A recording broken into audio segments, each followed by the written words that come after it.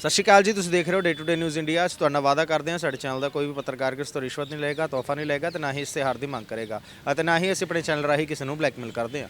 ਇਸ ਦੇ ਨਾਲ ਹੀ ਨਿਡਰ ਤੇ ਨਿਰਪੱਖਤਾ ਦੇ ਨਾਲ ਪੱਤਰਕਾਰੀ ਕਰਾਂਗੇ ਤੇ ਦਬੇ ਕੁਚਲੇ ਲੋਕਾਂ ਦੀ ਹਮੇਸ਼ਾ ਅਸੀਂ ਆਵਾਜ਼ ਬਣਾਂਗੇ। Day to day news India ਇੱਕ ਵਿਜ਼ਨ ਲੈ ਕੇ ਚੱਲੇ ਲੋਕਤੰਤਰ ਦੇ ਚੌਥੇ ਥੰਮ ਨੂੰ ਮੁੜ ਤੋਂ ਮਜ਼ਬੂਤ ਕਰਨ ਦੇ ਲਈ ਹਰ ਸੰਭਵ ਯਤਨ ਅਸੀਂ ਕਰਦੇ ਰਵਾਂਗੇ। ਹੁਣ ਗੱਲ ਕਰਦੇ ਹਾਂ ਖਬਰ ਦੀ। ਸੋ ਲਗਾਤਾਰ TMC ਨੂੰ ਲੈ ਕੇ ਵਿਵਾਦ ਜਿਹੜਾ ਹੈ ਖੜਾ ਹੁੰਦਾ ਜਾ ਰਿਹਾ। ਪੱਛਮੀ ਬੰਗਾਲ ਦੇ ਲੈ ਕੇ ਭਾਜਪਾ ਸਰਕਾਰ ਪੂਰੇ ਤਿੱਖੇ ਸ਼ਬਦੀ ਵਾਰ ਕਰਦੀ ਹੋਈ ਨਜ਼ਰ ਆ ਰਹੀ ਹੈ। ਅੱਜ ਦਿੱਲੀ ਦੇ ਹਰਿਆਣਾ ਭਵਨ ਵਿਖੇ ਹਰਿਆਣਾ ਪ੍ਰਧਾਨ ਨੇ ਜੋ ਪ੍ਰਦੇਸ਼ ਦੇ ਮੋਹਨ ਲਾਲ ਬੜੋਲੀ, ਉਹਨਾਂ ਨੇ ਪ੍ਰੈਸ ਕਾਨਫਰੰਸ ਦੌਰਾਨ TMC ਦੇ ਉੱਤੇ ਪੂਰਾ ਹਮਲਾ ਬੋਲਿਆ ਔਰ ਇਸ ਦੇ ਨਾਲ ਹੀ ਮਮਤਾ ਬੈਨਰਜੀ ਨੂੰ ਵੀ ਪੂਰੇ ਆੜੀ ਹੱਥੀ ਲਿਆ। ਆਓ ਇੱਕ ਵਾਰ ਸੁਣਦੇ ਹਾਂ ਉਹਨਾਂ ਨੇ ਕਿਸ ਤਰੀਕੇ ਦੇ ਇਲਜ਼ਾਮ ਜਿਹੜੇ ਆ TMC ਦੇ ਉੱਤੇ ਲਗਾਏ ਨੇ। मैं एक ऐसे सत्य को सामने रखने आया हूं जिसने पूरे लोकतंत्र की आत्मा को झकझोर दिया है। पश्चिम बंगाल की धरती जो कभी लोकतांत्रिक चेतना और बौद्धिक परंपरा के लिए जानी जाती थी, आज TMC शासनकाल में भय, दबाव और राजनीतिक हिंसा की प्रयोगशाला बना दी गई है। सवाल यह है कि क्या अब चुनाव ड्यूटी निभाना भी पश्चिम बंगाल में जो जान जोखिम में डालने जैसा हो गया है। मैं ये इसलिए कह रहा हूँ क्योंकि हाल ही में 150 जादवपुर विधानसभा क्षेत्र के बूथ नंबर 110 के booth level officer Shri Ashok Das ji, जो एक ईमानदार सरकारी कर्मचारी थे, उन पर TMC नेताओं द्वारा लगातार दबाव बना गया।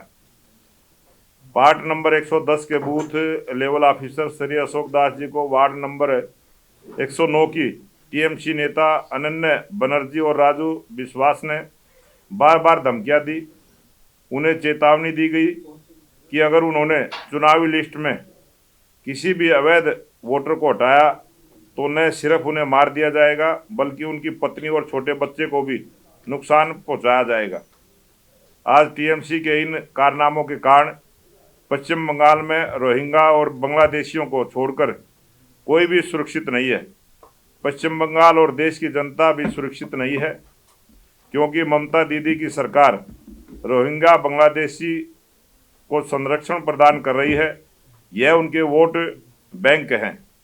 साथियों, जब एक सरकारी कर्मचारी को यह विश्वास दिला दिया जाए कि कानून उसकी रक्षा नहीं करेगा, पुलिस सत्ता के इशारे पर चलेगी और सच्चाई की कीमत जान से चुकानी पड़ेगी, तो यह सिर्फ एक व्यक्ति की त्रासदी नहीं रहती, यह लोकतंत्र की हत्या बन जाती है।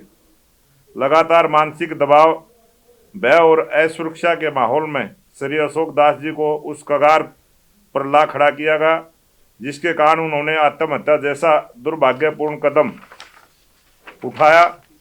मैं पूछना चाहता हूं, क्या यह सिर्फ एक आत्महत्या है या सत्तारूढ़ दल के दबाव में कुचले गए एक ईमानदार अधिकारी की चुप कराई गई आवाज़ है?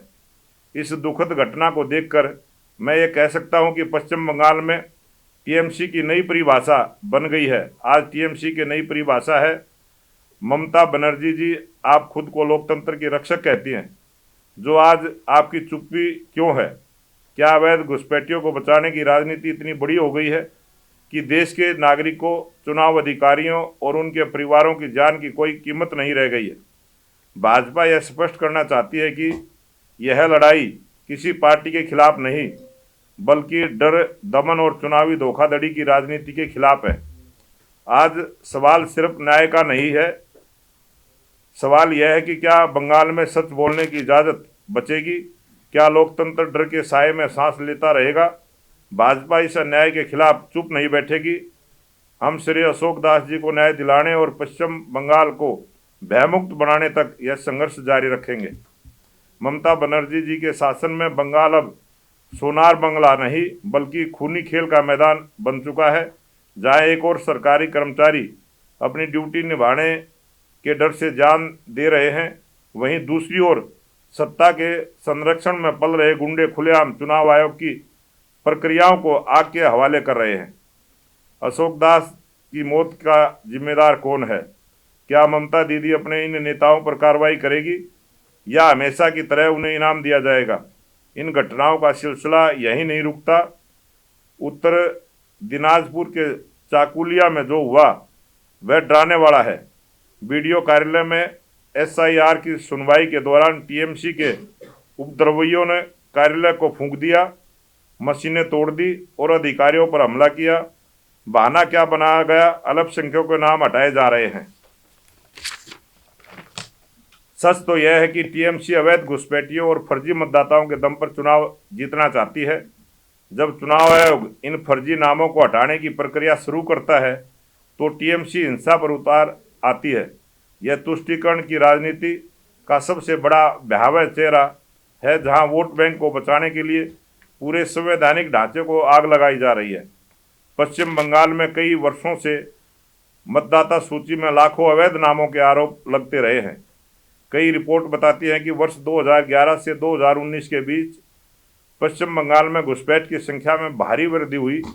टीएमसी वर्षों से रोहिंग्या और बांग्लादेशी घुसपैठियों को संरक्षण देकर उन्हें वोट बैंक में बदल रही है। पश्चिम बंगाल में अवैध बांग्लादेशी घुसपैठियों को निकालने, सही नाम जोड़ने और हर युवा को वोट देने का अधिकार दिलाने के उद्देश्य से चुनाव आयोग विशेष गहन पुनरीक्षण एसआईआर चला रही है, लेकिन दीदी और उनकी पार्टी को इससे बहुत दिक्कत हो रही है। आज बंगाल में फेक आईडी रैकेट सक्रिय है। ये देशद्रोही तत्व 10,000 रुपये से लेकर 10 लाख तक में हमारी राष्ट्रीय पहचान को बेच रहे हैं। ये घुसपैठिए इसी फेक आईडी के सहारे न सिर्फ वोट डाल रहे हैं बल्कि बंगाल के बच्चों की नौकरियां भी छीन रहे हैं। बंगाल की सुरक्षा को ध्यान में रखते हुए केंद्र सरकार ने राष्ट्रीय सुरक्षा के हित में सीमा पर बाड़ लगाने के लिए राज्य सरकार से जमीन मांगी थी, लेकिन टीएमसी ने सहयोग करने से इनकार कर दिया। तुष्टीकरण की राजनीति का सबसे खतरनाक उदाहरण ममता सरकार द्वारा बांग्लादेश सीमा पर 72 संवेदनशील स्थानों पर बॉर्डर फेंसिंग के लिए जमीन देने से इनकार करना है। यह फैसला सीमा सुरक्षा बल बीएसएफ के प्रयासों को बाधित करता है। यह अवैध घुसपैठ को खुला निमंत्रण भी देता है। जब राष्ट्रीय सुरक्षा की कीमत पर वोट बैंक साधा जाए तो यह सिर्फ नाकामी नहीं बल्कि देश की संपूर्णता के खिलाफ है। ममता सरकार का यह रवैया यह दिखाता है कि तुष्टीकरण की राजनीति के आगे देश की सुरक्षा भी उनके लिए कोई महत्व नहीं रखती है। ममता जी, आज पूरा देश आपसे जवाब मांग रहा है। क्या अशोक दास की पत्नी और अनाथ हुए बच्चे को न्याय मिलेगा? क्या आप उन नेताओं को पार्टी से निकालेंगे जिन्होंने एक सरकारी कर्मचारी को आत्महत्या के लिए उकसाया? क्या पश्चिम बंगाल में अब चुनाव आयोग की स्वतंत्र प्रक्रिया का पालन करना मौत की सजा बन गया है? कब तक आप वोट बैंक के लिए बंगाल को अराजकता की आग में झोंकती रहेंगी? पश्चिम बंगाल में आज न लोकतंत्र सुरक्षित है, न लोकतांत्रिक व्यवस्था और न ही वे लोग जो इस लोकतांत्रिक व्यवस्था को चलाते हैं। भाजपा इस दमनकारी शासन के खिलाफ चुप नहीं बैठेगी। हम मांग करते हैं कि अशोक दास मामले की उच्च स्तरीय निष्पक्ष जांच हो और चाकुलिया में हिंसा करने वाले टीएमसी गुंडों पर तत्काल कठोर कार्रवाई की जाए। बंगाल की जनता देख रही है कि कैसे सत्ता के नशे में चूर टीएमसी के लोग गरीबों और ईमानदार अधिकारियों का खून बहा रहे हैं। लोकतंत्र की यह हत्या हम बर्दाश्त नहीं करेंगे। आज पूरे देश में सभी अखबारों में, सभी चैनलों पर इसी प्रकार से लोकतंत्र को किस प्रकार से टीएमसी के गुंडों के द्वारा जो कमज़ोर करने का एक बहुत बड़ा षड्यंत्र टीएमसी की सरकार पश्चिम बंगाल में कर रही है। भारतीय जनता पार्टी और इस लोकतंत्र को मजबूत करने वाले सभी दल आज उनके खिलाफ हैं। और ताज़ा उदाहरण आप सबने देखा किस प्रकार से महाराष्ट्र के अंदर लोकतंत्र मजबूत हुआ है, कितनी बड़ी जीत हुई है। इसी प्रकार से जो कुछ लोग कभी उत्तर वालों के लिए, कभी दक्षिण वालों के लिए और जो प्रवासी मजदूरों के लिए किस प्रकार की भाषा बोलकर जो एकजुट हुए थे, उनको भी महाराष्ट्र की जनता ने सबक सिखाने का काम किया है और बहुत बड़ी जीत वहाँ एनडीए गठबंधन की हुई है। आज पूरा देश जो महाराष्ट्र की जो खुशी है, महाराष्ट्र की जो जीत है, उसको मना रहा है। वहीं जो पश्चिम बंगाल में जो राजनीतिक घटनाक्रम एसआईआर को लेकर हुआ, उसके लिए भी देश की जनता चिंतित है।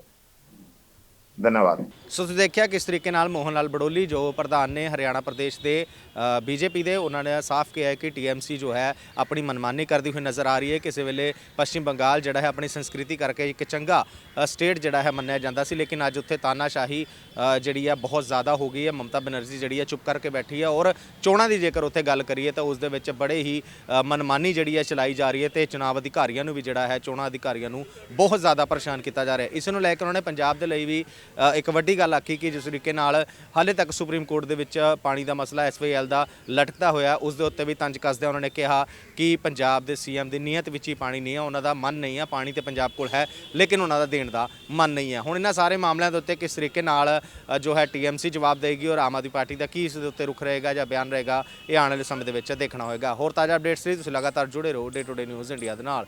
ਵੀਡੀਓ ਜਰਨਲਿਸਟ ਕਰਨਜੀਤ ਸਿੰਘ ਦੇ ਨਾਲ Davinder Singh, day to day news India, Delhi.